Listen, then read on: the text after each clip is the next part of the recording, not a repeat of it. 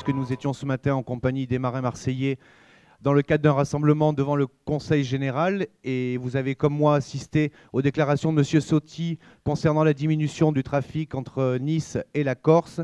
Eh bien, nous avons essuyé un refus parce que le président du Conseil général considère que l'impact sur l'activité économique du département ne le regarde pas et qu'il n'a aucune autorité pour recevoir des marins marseillais. Et je pense que c'est un bel exemple du mépris que l'on peut accorder à la première organisation représentative, aux marins qui sont en lutte et à ceux qui font et maintiennent le service public. Bonjour, voilà, c'est parce que je voulais parler des contrats aidés qui sont devenus une véritable, institution.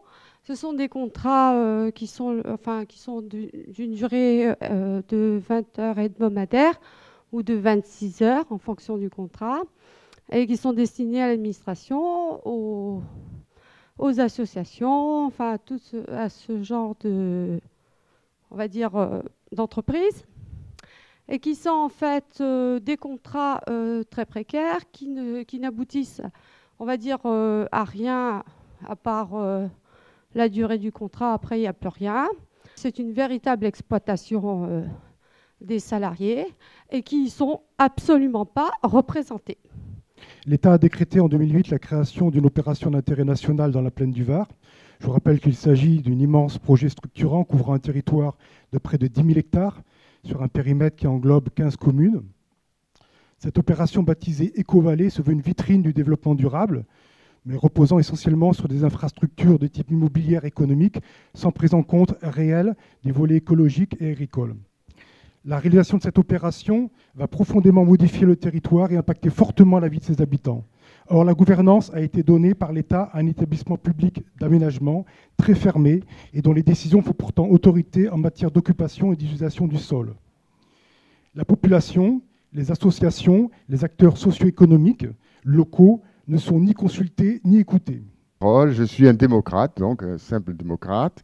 Je vais poser une question de manière globale, c'est-à-dire que actuellement, on pense que le social, ça intervient aussi bien au niveau de l'individu que de la société tout entière, de l'intérêt général. Il y a une formule qui est bien connue, qui est penser global pour agir local. Donc, Unicité, donc une association qui propose aux jeunes de 18 à 25 ans de s'engager dans la vie sociale et citoyenne au travers de missions d'intérêt général qu'ils effectuent sur des périodes de 6 à 12 mois, et en grande partie grâce au soutien de la région d'ailleurs. Ce qui ressort beaucoup de ces temps de préparation, c'est qu'il n'y a pas de culture des jeunes volontaires, qui sont pourtant très au fait de l'actualité politique. Il y a une très faible culture de ce qu'est la démocratie sociale.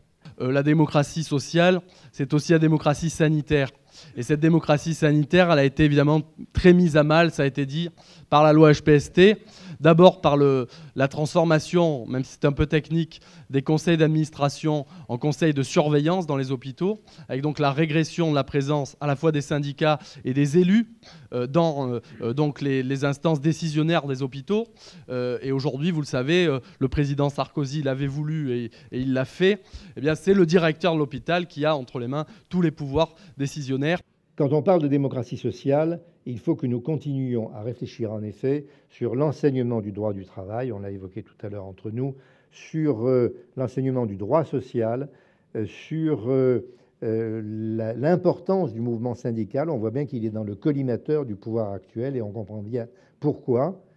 Et si nous voulons associer les forces syndicales, les forces sociales, les forces économiques aussi, qu'il ne faut pas négliger, et au-delà les citoyens, eh bien, ce que je vous propose, moi, c'est de nous servir de cet outil-là que met à notre disposition Michel Vauzel, notre président de région, les états généraux de la région, et notamment ce qui vient derrière, ce qu'on appelle les fabriques de la démocratie, et de se servir des fabriques de la démocratie pour imposer le débat public sur l'OIN.